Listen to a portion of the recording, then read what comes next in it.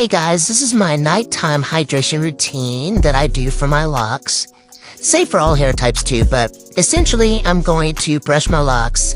This helps prevent lint from getting too embedded into my locks, since my locks attract everything.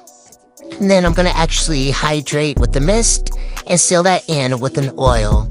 So I'm going to go ahead and spray my Lavender Rose Hydrating Mist all over from my scalp down to the length of my locks. And this just kind of helps my locks smell good and stay hydrated so I don't have anything like flakes or irritation or anything like that. Then I'm going to actually use the herbal oil. So this is all organic, no filler oil, no mineral oil. And I'm actually going to massage that into my scalp and whatever's remaining, run it through my locks. Now I'm going to have a satin scarf. I prefer this over a bonnet. This satin protects my edges and my hair all the way around. Tie that baby up, and then I'm ready for bed.